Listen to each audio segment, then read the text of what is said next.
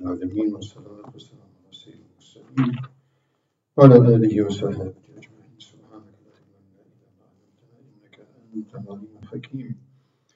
سبحانك لا فهم لنا إلا ما فهمتنا إنك أنت الجواد الكريم وكفى بزدني علما. أعوذ بالله من الشيطان الرجيم. أنفقوا في سبيل الله ولا تلقوا بأيديكم إلى التهلكة وأحسنوا إن الله يحب المحسنين. صدق الله مولانا العظيم. So still continuing with the commentary of Jihad and Infaq fi Sabilillah. So yesterday we talked about Infaq fi Sabilillah. And we mentioned that one is the fard of zakat, which is to be paid, and then also there are also situations where it's compulsory on the ummah to spend further above and beyond zakat.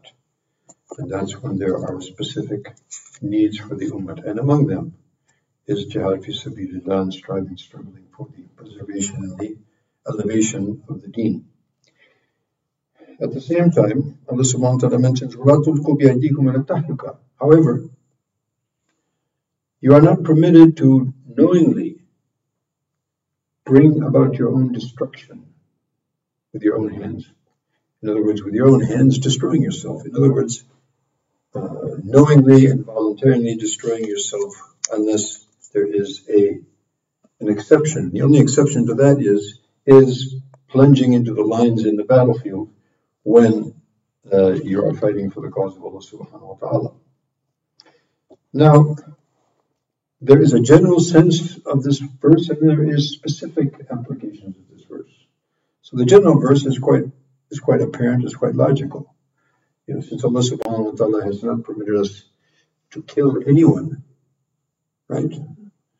It is one of the greatest sins after shirk, to take the life of anyone, unless there is a shari, reason for that. Someone has murdered someone and qisas or something of that nature. Otherwise, it is totally impermissible and totally haram to take the life of anyone, Muslim, non-Muslim. Even the life of an animal unnecessarily is also haram. Hunting for sport, for example, is not jais. Even plants have hurmat. To cut a tree unnecessarily is also not jais. So killing oneself is also the same as killing someone else. So suicide is out of the question. So committing suicide or engaging in even a lifestyle which is knowingly going to bring about your destruction, this is not permissible. This is why we promote healthy living, because in this day and age, because of the diet, because of the lifestyle, we are knowingly killing ourselves. Super amounts of stress, a totally destructive diet, lack of exercise. This is also killing ourselves. So it's not just a nice thing to do, it is actually an imperative from the side of deen. So in general, we are not permitted to bring about our affliction or bring detriment on ourselves knowingly without some shari purpose.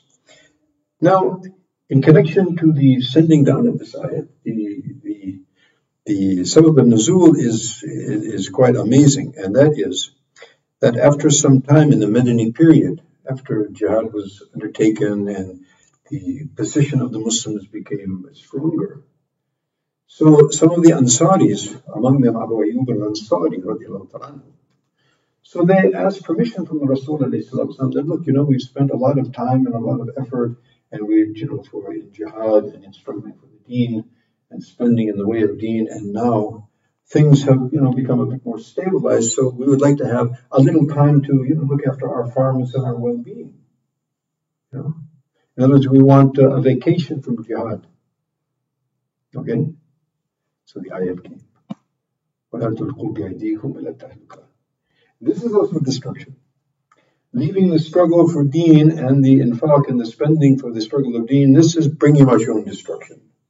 Not only because you left a compulsory thing, but also leaving the struggle for deen, what's the outcome? The outcome is the entire ummah has to suffer, like we have been for the past several centuries. And Nabi Sallallahu mentioned, you see, when the people will be, they will follow the tails of the cows. They will follow the tails of the cows, and they will be complacent in agriculture.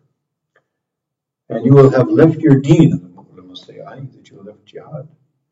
Then you will be subjugated to a humility that will not be lifted until you return to your deen. That is, return to the struggle of the deen and the application of the deen. So one thing is an obvious, destruction. Another is a indirect destruction by leaving the orders of Allah in the way of deen, and the struggle and the expenditure to establish the deen and uphold the deen. So this is one thing. A second thing is that also to be completely, despondent of the mercy of Allah subhanahu wa ta'ala is also a kind of self-destruction. لا تيأسوا من روح الله لا تقنطوا من رحمة الله. Don't despair from the mercy of Allah subhanahu wa ta'ala. So total despair from the mercy of Allah is also a kind of self-destruction. This is also not permissible. There's another type of destruction that is perhaps not for you, but perhaps your family.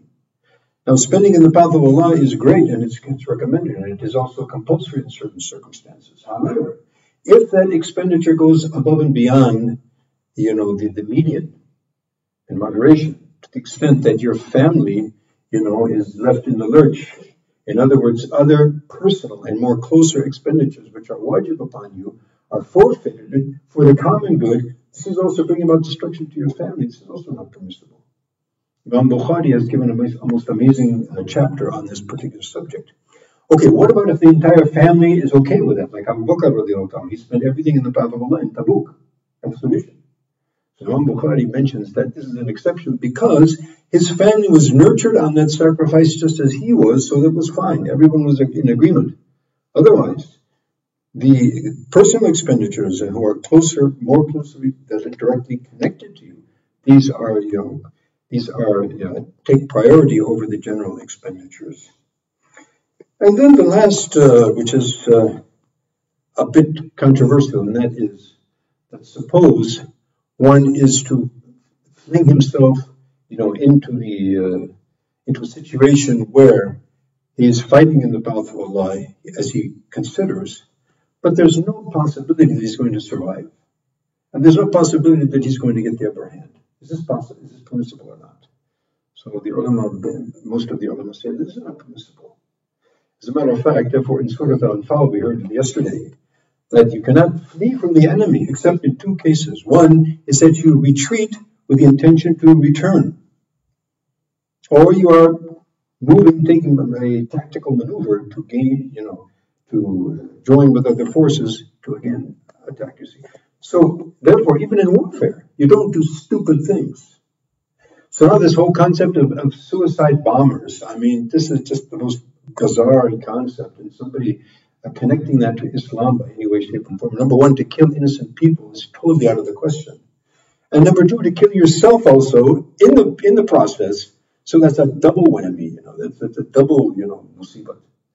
So may Allah subhanahu wa ta'ala give us tawfiq and give us the understanding, that what Allah subhanahu wa ta'ala is telling us, and the moderation and the beautiful system, which sends us in the path of all types of virtue and saves us from all types of vice.